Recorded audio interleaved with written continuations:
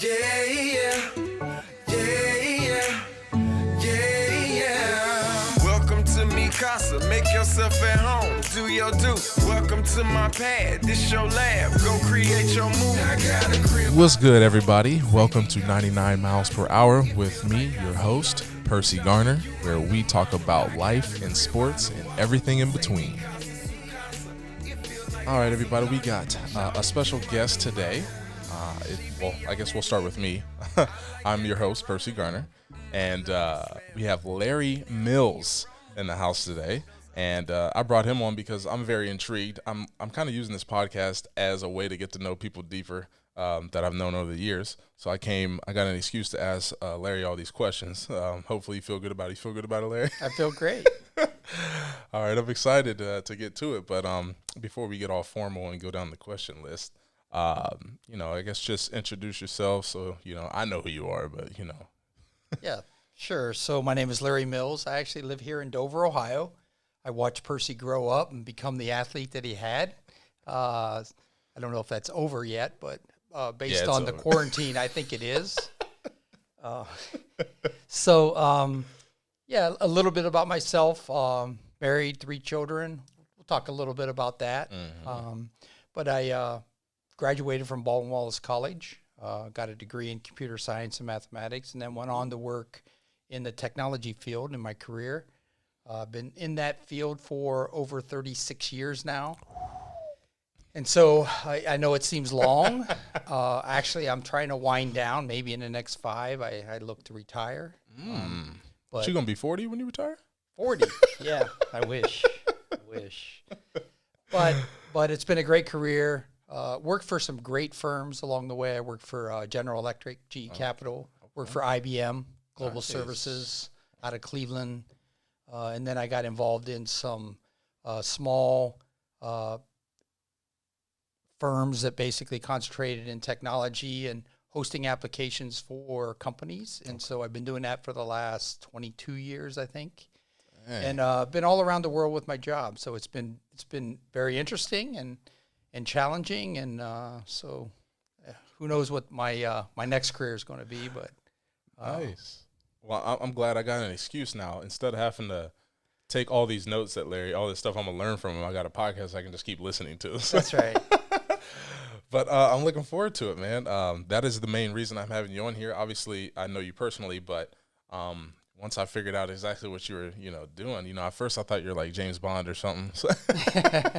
But now that I know, because I've been in love with tech forever, and I don't know if that's something, you kind of just decided, once you went to college, like, oh, I want to do this, or was that something that you, at a young age, you were like, man, I love technology? Growing up, my favorite subject in school was math. And in the 70s, when I went through middle school and high school, I kind of latched on the mathematics. I thought maybe I'd be an engineer, possibly in the insurance industry, be an actuary. Okay. And when I got to college in 1979 at Baldwin Wallace, I had the opportunity to get involved in computer science. And really, it was new then. I interned at IBM in college, became fascinated with some of the new technology they were creating. They came out with the IBM AT and XT in 1982. What is that? Those are one of the first computers, desktop computers that were introduced by IBM. Until that point, they were heavily into the mainframe business, where they were managing big business with respect to their IBM mainframe 390s, 360s, et cetera. And so I went down that path and really decided in college that I'd stick with computer science, and landed my first job right out of college with National City Bank in Cleveland, where I was a program developer. Dang. Yeah, I saw that. I was creeping on your LinkedIn profile. All right. I was like, dang, look at all this stuff. I was like, man. And those were interesting times because in today's world, we all have laptops, we all have cell phones that generate a lot of different types of technology just from those devices alone. When I worked at National City Bank, I would write a program and I'd have to generate that program on a deck of cards, and that cards was in a tray, a very large tray, and you would walk that tray into the computer room. You'd give it to the engineer that was running the program to say, could you run this? I'm going to submit some language to actually run that program. Those cards would just fly through those IBM mainframes and run your program. Wow. So that's how far it's come in 35 years. Wow. I'm so glad I have him on the show. This is amazing. Wow, that is crazy. See, that's the type of stuff, I would like to learn just because I like video games and stuff, Atari. No, that's yes. the language you're saying right now is like similar to that. Exactly. Yes. Atari, I think Atari came out when I was a freshman in college, maybe a junior. Dang. Yeah, that's how far back. Frogger didn't distract you as much as games distract people these days. No. Well, man, obviously we're in tech and all that, but we want to talk about, obviously you told us about growing up, and once you went to Baltimore, that's when you made your decision. I actually was trying to do computer technology. Then my academic advisor told me that they didn't have that major at Ball State. Turns out they did 2 years later, but that's a long story. She ended up getting fired, but ended up making me go to college for an extra year. She didn't want to pay for that either. But the computer, I was introduced to it by looking up cheats for video games. So that's how I got introduced to working on computers back in the day. And once I learned, whoa, this is crazy. What was that moment for you? Wow, this is the future. I got to stay in this field. Yeah, after becoming a developer, I did that for about 10 years. And that's right about the time when a lot of the Windows applications started to become popular. Okay. And really, when Windows came out, because I was used to working with the green screen technology, and there's still some applications out there today that very large company utilize the green screens. Just one screen, no window. You kind of execute everything, from that one screen. Wow. But when Windows was introduced, that's when you really started thinking about how technology, how far it really could go. And it made your work easier because you could multitask, you could do many things as opposed to having to do things sequentially in that green screen. Oh. And then from there it really took off. When Bill Gates introduced that, from that point forward, it's just been just phenomenal with respect to what's been introduced in technology. Yeah, I was gonna say I saw that documentary. And just how crazy people were with that, what was it, Windows 95, I think, and just how crazy things went. But man, when I think about, obviously how I was introduced to computers and how you were, obviously now I'm man, I want to be, software developer and stuff. And we have our form of multitasking is a little bit different. So I can imagine. Can you imagine being able to okay, I want to open up this program. You won't just you aren't just clicking an icon. You're probably doing a little tagline, all right, slash something something. The folder it's in, you got to go all the way out, the whole path. I can't imagine having to do that. And this is the technology version of dusting off dinosaur fossils. This is so prehistoric. I mean, come on. But I mean, when you learn that stuff, it helps you now. I mean, obviously, when you're writing programs, well, you're above that now. You don't do I don't write programs. I'm trying to learn all of that, but when you're doing that, I mean, well, I guess there's software out there to help you hold your hand along that now. Kids don't even have to type in path and stuff like that when they're doing coding languages. I mean, HTML is still a little bit. It's point and click. Yeah. You have a lot of executables, APIs that you just basically pull in and say, run, Yeah. It's much easier, but you still have to understand all the logic behind, how that program is actually going to perform. Yeah. And that's what you're doing right now, because you're not, with your, website, with your web design, you're not going into HTML, CSS and typing everything out. You've got, No, I mean, it's drag and drop builders. I mean, to a certain extent, but then you got to know CSS and some of the, I mean, like you said, you got to know the basic HTML code, the structure behind it and kind of how it works. It's kind of like I told you, if somebody's going to speak Spanish to me, I'm going to tell them to stop, write it down and show it to me, because then I'll probably understand at least the gist of what they're saying. Gotcha. So it's kind of similar to that for me.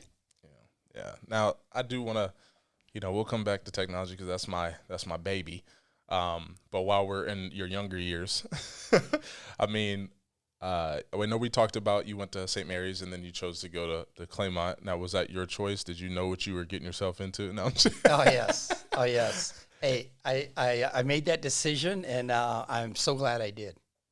Nice. Yes, growing up in the Denison, Eureka area, and being able to participate in a lot of things at Claymont. I played 3 sports, had just tremendous amount of friends growing up, and even today, I would have to say that the majority of my friends that I still have now, that I've already been through many years in the business world, are those same friends from high school at Claymont. Wow. Now, do you guys call it the Twin Cities? Is that no? It depends. I think Dover people call it the Twin Cities, but actually, when I lived in Denison, and then I also lived in Eureka as well, growing up, it was competition just between those 2 towns down there. Yeah, we used to go to the middle school now at Claymont, the old junior high that sits up on the hill, and we would have Denison kids versus Eureka kids playing in the gym, in basketball. Wow. Yeah, so we claimed the territory, right? It was very interesting. That is interesting. That's and then we go to practice and play together. Yeah. Well, that's good. I mean, I feel like everyone plays together now. There's not really when I was growing up, we had the Dover New Philly a little bit, but I knew all those guys, and I played with them on other teams. Obviously, when we got on the field, it was a little bit different. But now everyone knows people north that barely know Dover. Now they know Yerkesville because of the water park and stuff like that. And it used to be Tuscarora Park. Go to Tuscarora Park. That's the place to be. Now Yerkesville water park has destroyed all that. But with all the people I know from Denison, Yerkesville are older than you, like my uncle Grover and people like that. Right. But you said you were in Claymont around the 70s. Now, how was football? Because you played all, so I'm assuming you played football, basketball, and baseball. Correct. Talk about what type were you? You look like you might have been a speed guy. Yeah, I had some speed. Okay. Yeah, so that was my greatest asset, I guess. Okay. I played football. I quarterbacked for Claymont. I was the point guard in basketball, and I played center field and pitched in baseball. Wow. Okay. And, we ran into Dover and Philly every year in all those sports. And, it's interesting. Playing a team like Dover when I was in high school in Claymont, that we played every year. Yeah. And competition was tough. I mean, they were great games. You know, when I watched you play Claymont, it wasn't very fair, right? You passing to Daniel, throwing the ball around his back, scoring a touchdown. It just wasn't fair. Yeah, but it wasn't the same. Yeah, it wasn't the same at all. In fact, 2 of my 3 years at Claymont as quarterback, we beat Dover. Yeah, so that's how competitive it was. That's why I brought it up. Yeah, and even today, I used to fear having to look across the line and seeing guys like Zach Space and Jimmy Gordon and Robbie Woods played back then, just phenomenal athletes. And it's funny because Jimmy and I are really good friends today. And you're talking about Jim Gordon, the owner of Gorkon. Yes, Jimmy I Gordon. just actually sold him a machine. Okay, there you go. So Jimmy, and I knew his daughter. I went to school with his daughter. If you would see Jimmy in a football helmet he played middle linebacker for Dover. You didn't want to run the ball right towards him. Yeah, you want to avoid him. Yeah, I haven't seen him in a minute. So I just outran him around the end. That's all. That's the best way to do it. Yes. I'm gonna have to go over there and make sure the machine I sent him is doing well, because that I know how big he is, I don't want him coming after me. This machine you sold me is crap, but that's awesome, man. That's crazy. Now, like when I'm talking about Claymont, and we did have a little moment where we lost to Claymont in a couple sports. They had David White in basketball, and we all know he was like he ended up going to McKinley, but he was a great athlete from around here. And there's been athletes like Sammy Bonanno, and they had a couple of baseball players as well who had played at Division II and Division III sports. So it was quite respectable. It's just they didn't have a whole, like Dover, obviously we had a class. They didn't really have a class that was just all together. They had a couple individuals here and there, but it's always good. And Claymont's obviously known for their wrestling. Yeah, that's for sure. Yeah. At least I think that really changed in the mid '80s is when that really turned around for Claymont and wrestling. Yeah.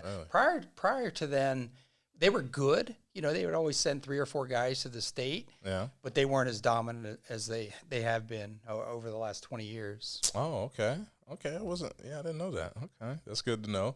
because my uncle, we always have, our back and forths about Claymont and Dover, but so I guess I want to talk about, and I can't help but laugh at one of these questions I have later. I just saw it, but so like when you were like, all right, let's do this computer science thing, and let's attack this, and you got a job at IBM, like were you just like eyes wide open, like, oh my gosh, it's amazing?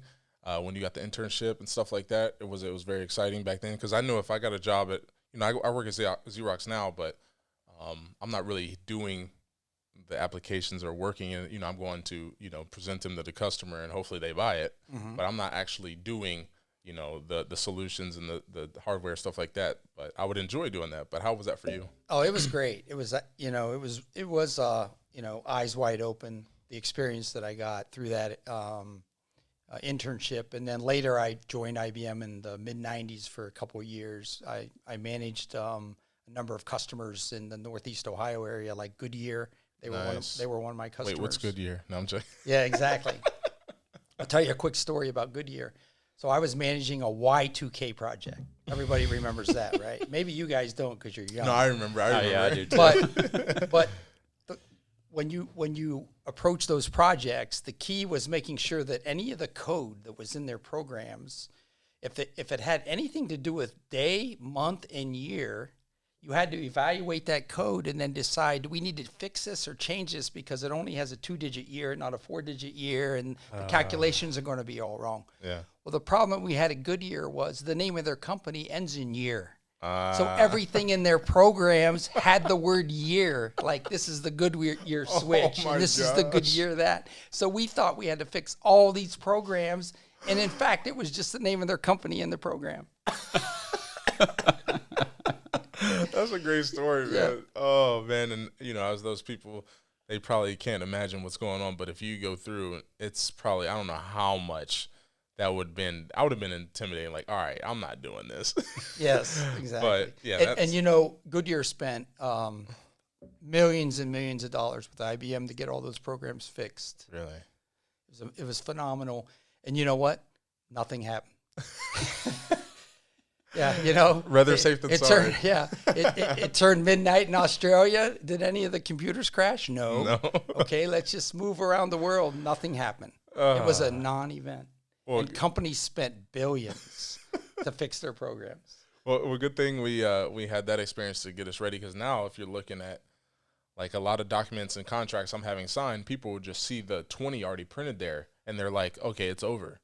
And I've had to send a couple contracts back, like, no, that's 2000, and you got to put your number. You got to put another 20 there, or just people, writing checks. If you just write your 2-digit year, Yeah, they said be very cautious of that because someone could take that and change the year on it. Yeah, and there are people these days that like to do stuff like that.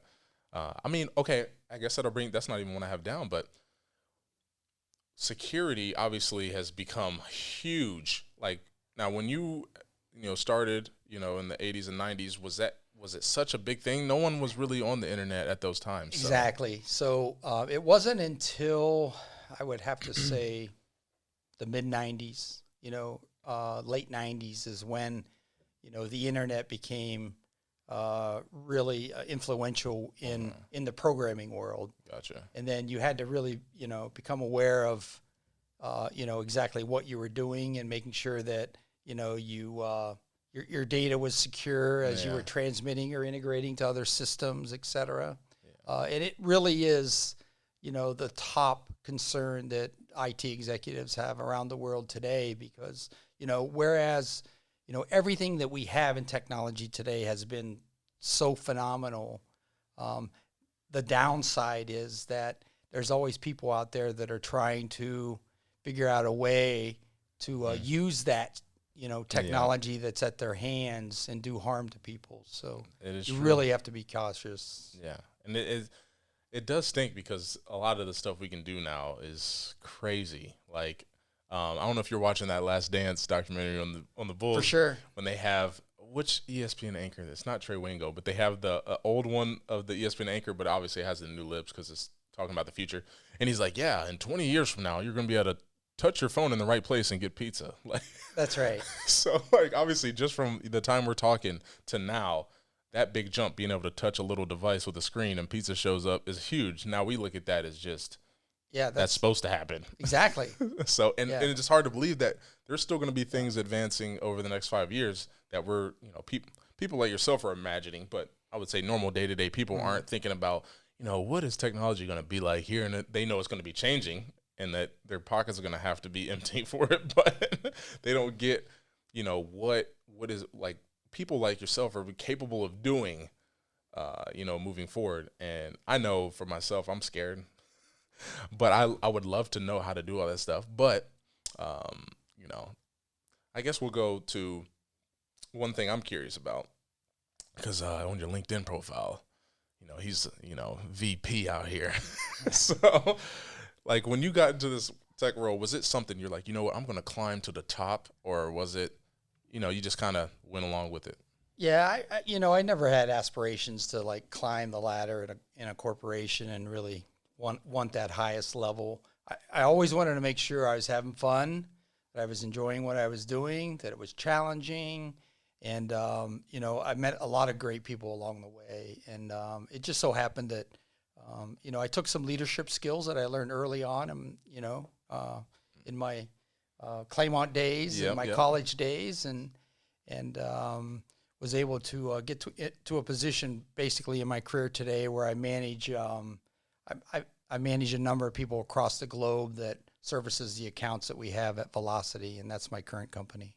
That's what's up. It's crazy. Managing people sounds scary to me. I want to, obviously advance in my business, acumen, and that comes along with it. When you do your job well, then you're expected to share your knowledge and help other people progress. And when you were doing that, did they have like certain classes you had to take, or they were just like, Larry, you're doing well, here's what you got to do now? I started down the PMP, the project management program. Oh, okay. And I actually did not get certified in all of the courses, but some of them. And I really learned how to utilize technology, some of the tools that are out there to manage projects, major projects, implementations, systems, et cetera. Okay.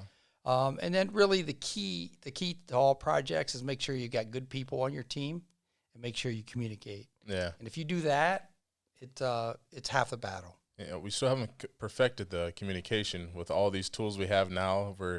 It actually almost makes you not have to communicate, right? Yeah, but I think having the folks available to you, communicating, making sure everyone's on the same page is so valuable in today's world, especially around technology. Yeah, now especially with the COVID and all that, and having to work remotely. It kind of challenged a lot of places. Now, I will say, where we work at ComDoc, where I work at ComDoc, we did a great job, and now we're not rushing back to the office. We're going to take it super slow just because we're able to carry on business as usual, not having, to all be in the office, and kind of just we're using different types of stuff. Obviously, there's a lot of people who use Office 365 and Microsoft Teams.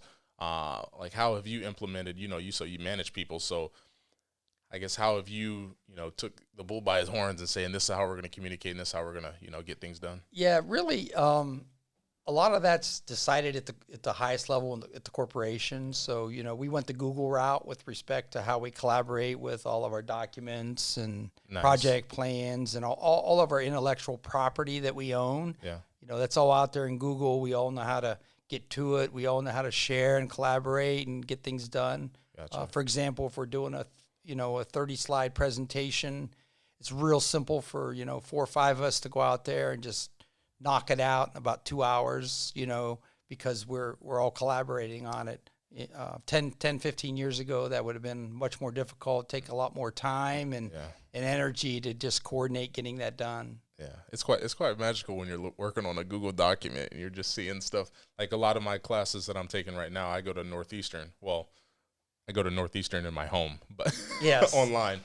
But when I was working with a lot of classmates there, they're trying to go around my schedule. A lot of the people taking classes aren't fathers or parents, aren't, having a full-time job outside of that. So it's kind of challenging there. But it just seems like it's too good to be true when you're working on something and someone else is typing another cell, and it's just crazy. So And I'm assuming, did you guys have meetings? Did you use Google Hangouts or something like that? Yeah, absolutely. Nice. Google Nice. we're all Google in. Yeah, so everything, Hangouts. We do utilize Zoom for, video conferencing and so forth. And that's become very valuable during the COVID, work schedule, et cetera. Yeah. So, well, the one thing I did, it's progressed us a little bit more though. Like I see my church, we were showing how to, because they want my help when it comes to live streaming the service now. They never would have thought about that before. And it's just something it kind of forced us in. I don't want to say COVID's been great, but it just kind of got us out of our comfort zone, and it's forced us to learn more. And like with my friends, Micah, Daniel, and stuff, we would contact each other. But since COVID happened in quarantine, like literally we had a date every Saturday. We'd play like Family Feud and stuff like that virtually. And it brought us a lot closer. We had deeper conversations. It was crazy. So I was like, man, it's kind of a good thing. But have you seen a lot of the same things? Yes, absolutely. So we do happy hours on, actually I'm missing it. My company does a happy hour on Thursday night through Zoom. Oh, wow. Where we all just sit there, BS. I feel, drink special. a cool one. Yeah, it's fun. Just laugh and joke. The day's over. And you need that. Yeah, absolutely. That. And as a sales team, I mean, I don't know how yours is, but we're kind of crazy. It's like a locker room, You can't repeat what we say in those meetings. Exactly. We don't record those ones. But yeah, it's pretty cool. I don't know how Allied Machine has been doing it, Josh, but I mean, has there been a lot of need, I guess, because your company's a little bit different than what we're used to? Well, the big thing we've been doing is live streaming customer trainings straight out of our engineering lab. Nice. So, I mean, what we used to always do was bring customers to the building and actually bring them in, put them in front of a machine and run the tool so they could see it run. And, then they can look at the part and see what kind of chips it makes out of the metal and all that. But now they can't come. So we had to figure out real quick, how are we going to live stream this thing so they get the same sort of experience without actually being here. And we've really knocked it out of the park. I'd love to take a lot of that credit, but that would be Kyle Schweitzer, the other guy with me on the Get Level network. I gotta meet him soon. Yeah, you definitely do. He is a wizard for sure. Yeah. I assumed, I'm like, because dang, this, Next Level and Get Level is run pretty smooth. That can't be done by you. No, it's not. That's not Josh. Well, it's crazy. So, like, you talked about challenges you faced early on. Like, we're going to get into challenges in parenting and stuff, but like early on, obviously it wasn't smooth sailing. Anyone who's made it as far as you have, you had to go through something to learn, obviously, a lot of things, but those were the biggest learning points come out of, I believe, in adversity. But like, what were some challenges you ran into that you could think of right now? Yeah, actually, being in the consulting world, there's a lot of travel. So I was on the road a lot. So actually, with children at home and my wife teaching, that was a big challenge. I'd be on the road 3 or 4 days a week, leave on either Sunday night or Monday morning, come home Thursday night or Friday morning, and, miss some events that my kids were in. Luckily for me, they were younger. So, 6th grade biddy ball with the girls. That's very important. Yes, exactly. Yeah. So I missed those kinds of events, but by the time they were in high school, my travel was more limited. Nice. And thus I got to enjoy a lot more. And now I work about 60 to 70% of the time right here in Dover and manage a lot of customers across the world and teams across the world. So technology allows me to do that. Yeah, I was going to say, man, being able to live in Dover, that was always my thing. Like, a lot of places I want to work, okay, if I climb the ranks here, if I would go here, there's no way I'm going to be able to work in Dover and get this accomplished. But obviously you're proof, so you give me hope. Exactly. Yeah. Now, the other thing I want to get into is, the parenting scene, since we had been talking about that.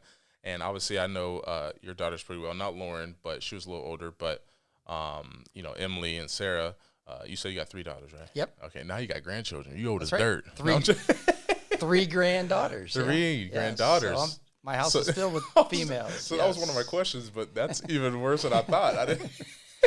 That's why he skipped happy hour and I talked to a couple guys. Yeah. Exactly. Yes. Man. Okay, so obviously raising your kids in Dover. Was Lauren raised in Dover? She's a Claymont graduate. Okay. Yep. Okay, it's good. Okay. Yes. Now, obviously Emily and Sarah went to Dover. Now, what was there any difference? You didn't really notice a difference, Lauren going to Claymont and then your two younger kids. It's no good difference at all. Good place to raise your kids. Well, yeah, great place to raise the kids. The education system in Dover is great. Yeah. Lauren had a great experience at Claymont. Was she a part of was she in the new building? When did they build the new building? Yes. Well, I forget exactly if she was in the new building or not. Maybe she graduated in 2005. So it might have been. I forget actually. It might have been right then and there. Yeah, that maybe her senior year was in the new building. Yeah, because I know David White played basketball in that, and that was my sophomore year. I think the first time we went there with the new. Yeah, it was sophomore year. Yeah. So that was 2005, right? 4 or 5? Yeah, one of those years. Yeah. Josh was like, I don't know. 15 years ago. I'm having a hard time remembering, crazy. especially at my age. Right? Yeah. So, but no difference, Dover and Claymont, great communities. The people in both those communities, they respect the people that they live and work with, and that's what they support their high schools, and they do all the the great things that a community does for community service. So, I enjoyed, living in Eureka for about the first 18, 19 years of my life until I got to college. And then the last 30 years I've been here in Dover. Nice. Yeah, I was going to say, both small, obviously Dover's maybe a little bit bigger, but Dover's not really a city. No. But it's all like, small town, and it's just a different and very similar, like you said, with the communities. Everyone pretty much knows everyone. You have your certain spots you go to eat. It's you just know what you're gonna do. You never worried about traffic really. So that's right. Yeah. I got introduced to real traffic. When I was in Columbus, I thought that was traffic. I'm like, oh my gosh, this is awful. But then when you go to other places like Atlanta, Georgia, you're like, what is happening? We're 75 and 85 are running parallel to each other. And there's 9 lanes in both. Yeah, when I saw that, I was like, what the heck? I'm actually going out to L.A. for a wedding in November, I think. I pay for the tickets. I don't know what's going to be happening by then. It's one of my buddies who I got drafted with for baseball. But that's the one thing I'm worried about. I'm like, man, am I going to be able to just go anywhere? L.A., everyone jokes about, rest in peace Kobe, but that's probably why he took a helicopter. You can't get anywhere in LA unless you leave a couple hours early, and I'm not used to that. So, I'm already running late in a couple things. So, but so obviously you're girls in sports, and you were able to make it, whenever they started to be more meaningful. Exactly. Yep. Now, how was that? You being an athlete and mostly, playing with men and in football and those sports. How were you able to, I guess, play dad and coach to Sarah and Emily? Oh, and was Lauren involved in basketball? Lauren was a two-sporter. She ran track and played volleyball at Claymont. Oh, wow. So, it really was no difference. The way girls' sports are today, it's as competitive. Yeah, true. You have to really work hard to improve each and every year. And I was lucky enough to have 3 really good girls, with respect to their mannerisms, the way they, acted out on the court or on, Never embarrass you out there. Never embarrassed, and so it was great. And I got to coach a lot of, the 8 and under, 10 and under. Okay. I started the Rebel League in softball here in Dover. Oh, okay. And so it was great coaching them, and loved every minute of watching them perform. And I miss it. I miss it. Yeah, you getting teary-eyed? No. Yeah, I am. I was going to say, I noticed. I was going to say, I'm looking forward to it. Like with my son and daughter. My son's 6 right now. I don't know how really he likes sports a little bit, but he calls it fake sports because he contributes real sports to coming to watch me play for 3 hours and be bored out of his mind. So he's like, Dad, I'll play fake baseball with you. So I'm trying to get him. He played flag football and stuff like that. But, at that age, it's not, you don't know what they're really going to do. He wants to be a ninja right now. So, yes. But with my daughter, I can already see it. She's going to be playing football. No. That's pretty good.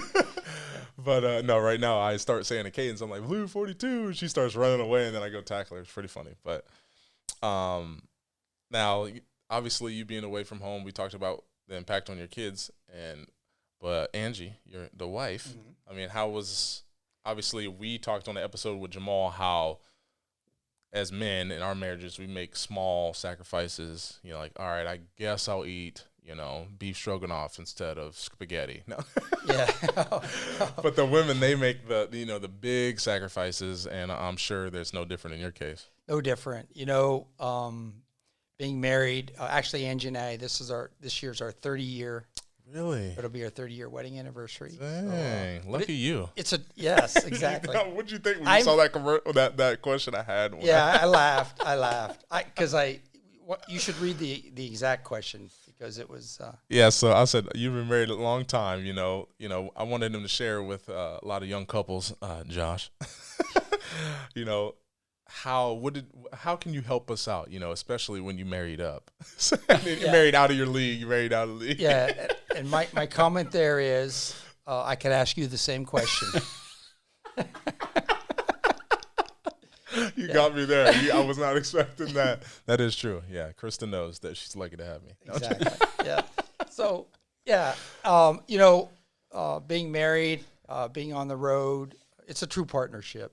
Angie, what she had to, do to raise the girls, teach school, make sure, all of schoolwork's done.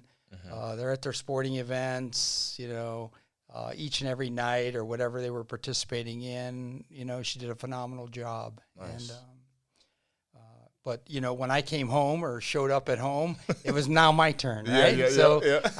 I had to participate in that whole list of things that needed to get done, so that when we went, got to the next Monday, things were back to normal and we started all over again. But just when I would come over and hang out with Emily, just the relationship you guys had, I can obviously tell, because most of the time, mothers are going to have their relationship with their kids.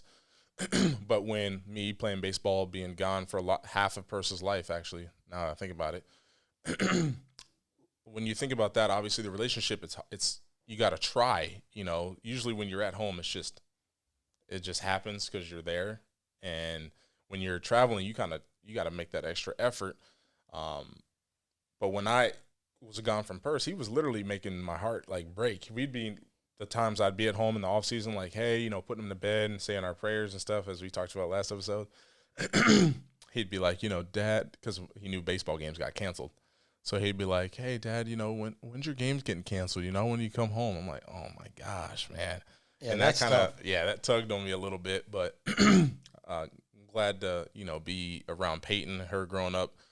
So she won't even know, that I was an athlete. Perce knows, but still just brushes it off to the side. His 10-year-old cousin, he wants to play baseball like him. Yes. I'm like, what? I was a professional baseball player. What do you mean? But, it's a struggle. But, like you said, you've done it. And like I said, the relationship you had with Sarah and Emily that I saw, because obviously I went around with you and Lauren, but I was just like, that's another reason I wanted to have you on here, just because I know you could bring some positivity and some lessons learned for people like Josh, because I don't need to know anything. I already know everything. Yeah, right. So that's a great point that you bring up, and, a good question. In our house, we have open communication. I love the girls. I was never the disciplinarian. Really? Angie always was. Oh, wow. I didn't expect that. Oh, absolutely.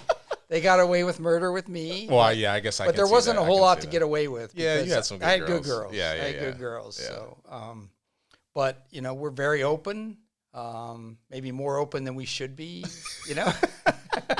My mom always tried to get me, and I'm like, no, Mom, I'm not talking about that with you. I'm sorry. Yeah, and that's really carried, even to today. So nice. We're, we actually, I've seen Sarah open up more in her older age. She was really the shy one of the three. Yeah, I knew that. Kind of kept things quiet, Not that she was sneaking, but she just wasn't, very vocal. Emily was the vocal one. Yeah. Lauren was kind of in between. Okay. And so, but they're all good girls, hard workers. Yeah. They've all had success. They all, So graduated from college. I had 11 straight years of college tuition. Wow. That's scary. Yeah, that's why I had the gap of 6 years. No. Yes. Yeah. I was just, Save up it wasn't again. God's plan for me to, because we had the plan. We're going to have a kid, 3 kids every 2 years. It's going to happen perfect. When you're a teenager, you feel like, okay, you feel like it's 100% chance that they're going to get pregnant. So you're always scared. And then when you're an adult, you realize like, okay, like, man, what is happening? Like, this isn't working. And I went through all that stuff going, the stuff you see in movies is real. I went up to the hospital, sat on the leather seat, people laughing out in the hall while I'm trying to, do my thing in there so they can freeze my stuff. Bet you didn't know we was going to talk about this today, did you? No. But it was rough, but luckily we bought a dog and the dog released some stress and boom, we had Peyton. So we look at her as a blessing, even though it's the second child and you throw her downstairs, you don't really. It's a little different, the first one you're like, I can't do anything. And the fact that it's a girl makes it even more funny, but Peyton's a rough rider. She hits her head everywhere and she's fine. That's why she's playing football, right? Yes. Exactly. We're getting her ready. No. Actually, that brings up, so if you had a son right now, would you let him play football? Absolutely. Absolutely. Would you encourage it, or you would just see if he would? I would just see if he wanted to. Yeah, if he wanted to do it. He didn't. He didn't. But You ever thought about having a son? Like, you're like, oh man, that would have been cool if I had one. A lot of people ask me that. I, not at all. Really? Yeah, I was blessed. That is true. That is true. Yeah. What's Sarah doing these days? Sarah is an esthetician, lives in Cleveland. Oh wow. Okay. Yeah, she had her Cleveland. great volleyball career at Kent State.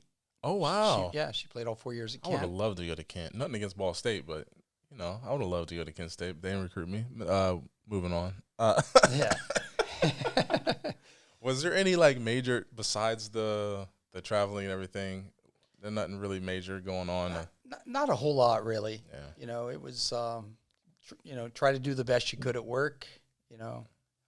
Fulfill, your customer needs and your company needs, so and you then can get that home. college education paid for.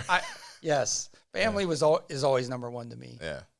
Some people rate their job as, hey, I got, that's the most important thing in my life, but nah, family's number one.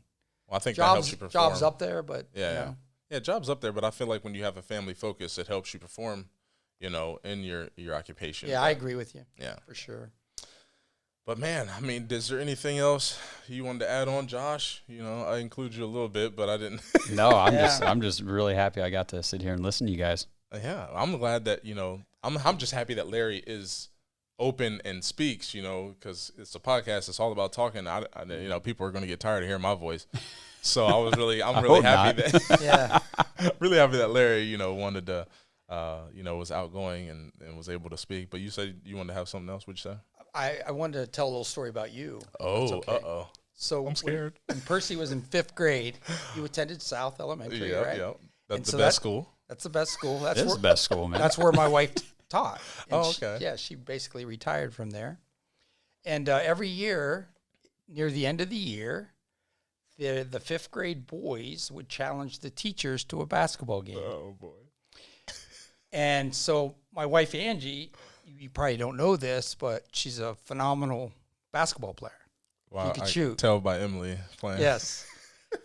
And so Percy and one of the Doomermuth boys and Micah Mills, they thought they had, the team of the century in 5th grade. They walk in that little gym, and here's Angie playing against them, schooling them. Yes. And so to this day, Percy, I think you say that somehow she cheated because they won. That's my response to me losing. I mean, we talked about my sore loser. Yeah. Being a sore loser. That's my response. 4th grade, I will say it, in 4th grade, now I realize they kind of set it up for me to hit the last shot. I don't know if Angie's ever mentioned that. No. But in 5th grade, they were like, all right, y'all old enough now. we gonna really play. And I don't think it was really close. But no, that's hilarious. Those I remember that. Those student versus teacher games were the best, man. Those were fun.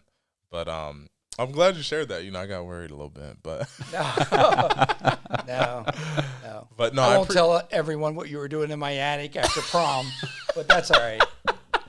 What are you talking about? What, you had an attic? I don't know. No, I love. Yeah, my wife loved your house. The times we spent in there, man, it was. I love. And now that you got the pool, you about to put in a slide. You said It's in. It's in. Yeah, it's oh in my Perci. goodness, I have to stop and see that. My too. grandkids are gonna love it. Yeah, me too. I Will it told hold you, bring your 260 family over. pounds? Yeah, 275s max. Oh my yeah, God. Yeah, I might have to stand by it and hold it as you go down. But Well, I'm working out. Hopefully, Yeah. you know. He said I might have to hold it as you go down. Well, I'm looking forward to being over there, and you know, I haven't seen Angie in a while. I bet she's going to see Krista here soon. Yes. Trying to get that hair right. My wife's going to be right. crazy. I don't know if I can do any more podcasts for a while. No. But no, obviously, last episode went way too long, so I'm going to try not to, you know, make this one go. But we appreciate you, Larry, coming through. I appreciate the offer here. It was great. Yeah, It's great and, catching up and yeah, for sure, being for able to sure. see you. Yep. Yeah. And hopefully, you know, it was worth it missing your happy hour with, for sure. with your team. For sure. And, No doubt. you know, is there anything else you wanted to ever do later down the road, we'd love to have you back on in case we didn't hit something and there's something else you want to add. But thank you, Josh, as well, you know. Yep, always, producing man. all Always. this and putting that 2 cents in. Yeah, thank you, Josh, for sure. But, yeah, guys, if you guys want to listen to us, we're on iTunes, Spotify, Google Podcasts, all that stuff.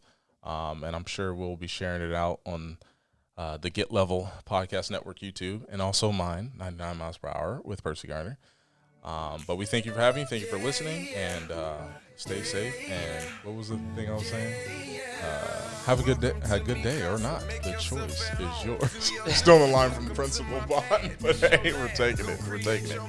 But thank you. Crib by the water, say me casa su casa. It feel like Casablanca. Shawty, you my little mama. I got a crib by the water, say me casa su casa. It feel like Casablanca.